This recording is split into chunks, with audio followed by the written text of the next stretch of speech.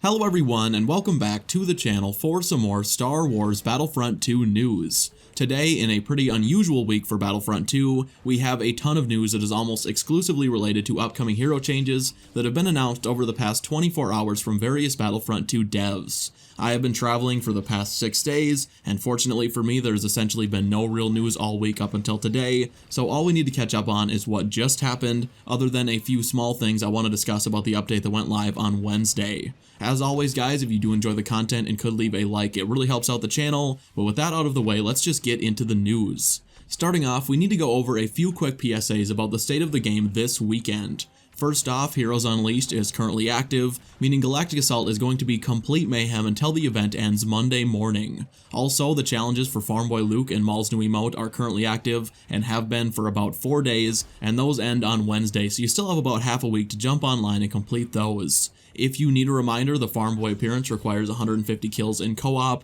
and Maul's new emote can only be unlocked by capturing 15 command posts on Felucia in Capital Supremacy, which will either be extremely easy or very frustrating, depending on if the servers are nice to you and will put you on Felucia or not.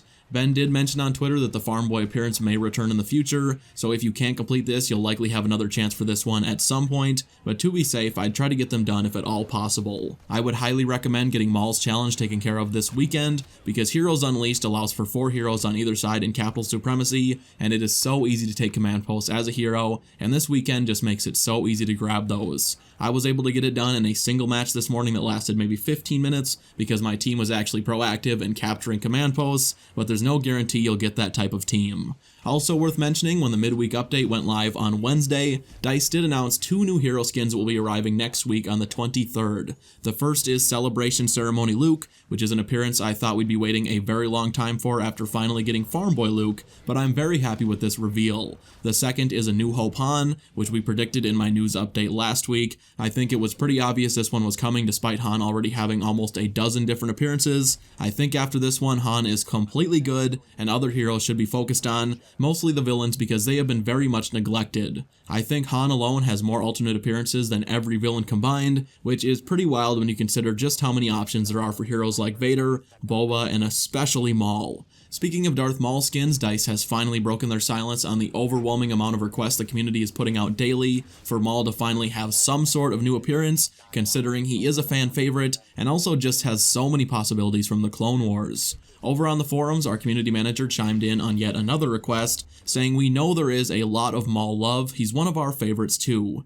It's a shame we didn't get to do an appearance for him back in the solo season, and while we don't have anything to announce right now, rest assured we know you want some. Obviously, this isn't confirmation of anything, but it's definitely a good sign. DICE was pretty much completely silent on the topic of Luke skins despite the outcry from fans, until a few months ago when all of a sudden Ben was mentioning Luke skins weekly on the forums and on Twitter, which I imagine was around the time they were locking down plans for Farm Boy and Celebration.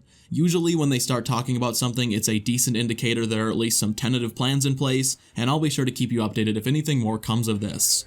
Next up, Ben has released a schedule for some community transmissions dropping next week. On Monday, we'll be getting one discussing the revamped Ewok hunt, which we still know very little about. I'm hoping it's more than the same old Ewok hunt with a slightly different version of Endor, because the map itself has nothing to do with why Ewok hunt has such little replayability.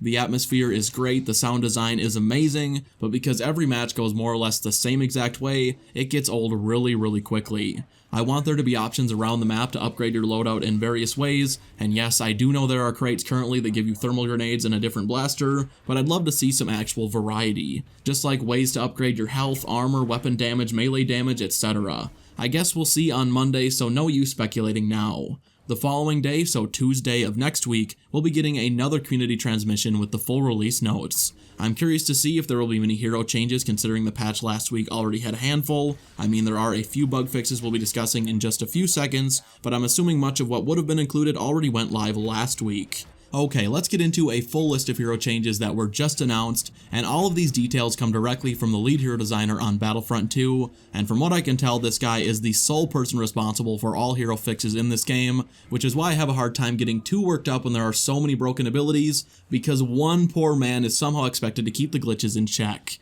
Anyway, this is the guy who made the decision to heavily nerf Boba Fett with the most recent update, as well as remove Vader's damage reduction during his Force choke, which has severely hindered that particular ability. Well, people have not been happy with these changes whatsoever, particularly the nerf to Boba Fett, which was a bit harsher than most were expecting, and it looks like Guillaume is going to be backtracking and undoing a lot of what was just changed, and before all of you roll your eyes, I get it. It feels like DICE just can't ever leave anything alone. Every single hero is just constantly changing, and in some cases have just been varying degrees of broken since the game launched.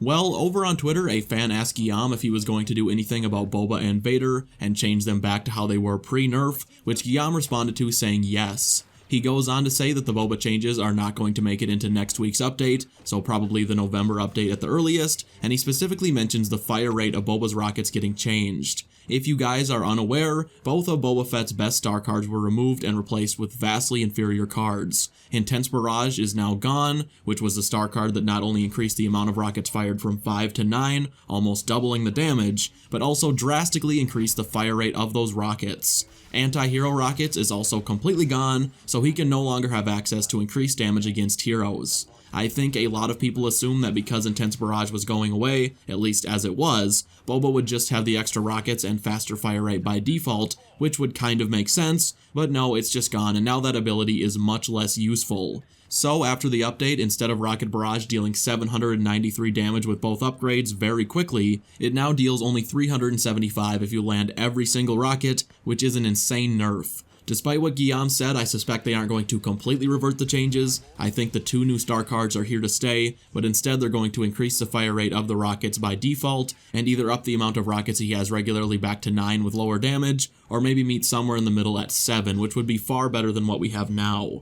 Boba has really fallen in the ranks after this update. He's still usable, of course, but in Galactic Assault especially, there are just so many better options I never have any desire to use him.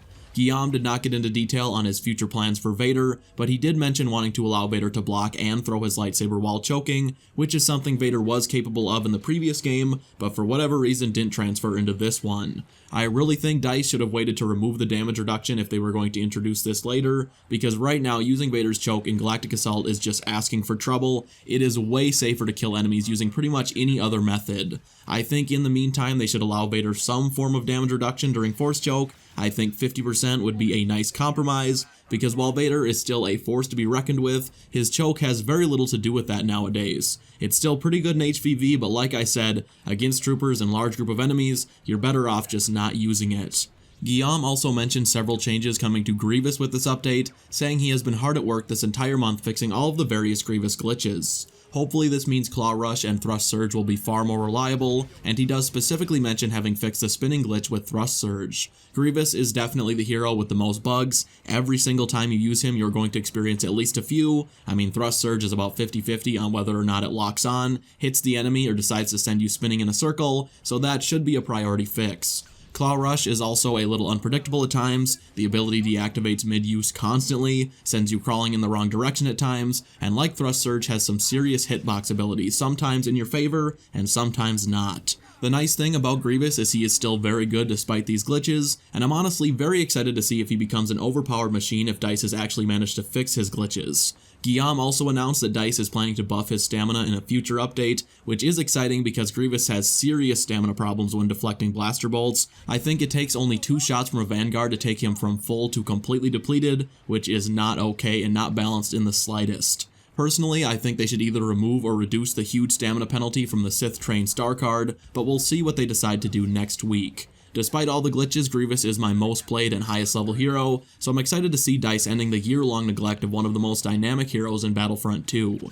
Obi-Wan is also getting a bug fix with this next patch, this time to his extremely and incredibly annoying damage reduction glitch. This is the one we've discussed previously that allows Obi-Wan to keep his 80% damage reduction from his force push indefinitely, and this can make Obi-Wan almost invincible unless you completely team up on him in a 4v1. Ben said they have plans to implement this fix in the October update next week, which is a relief to say the least because I've been having to deal with this constantly. Finally, DICE has went ahead and improved the reliability of abilities by allowing them to activate while being staggered. If you've ever been getting absolutely destroyed by an enemy lightsaber hero, and you just can't seem to throw down your detonite charge or activate your disabler, it's because abilities have been bugged while getting hit for a very long time, which is something DICE has said they plan to fix for a long time, but just never got around to it. If DICE did actually pull this off in the next update and abilities do indeed work while getting hit, this is going to be a huge improvement for HVV and should alleviate a lot of the rage that goes hand in hand with that game mode and abilities just not working. Well guys, that is going to do it for today's video. If you enjoyed it, please be sure to leave this video a like, and if you are new around here, make sure you subscribe to the channel so you never miss a future upload. Thank you all so much for watching, and I will see you in the next one. Bye.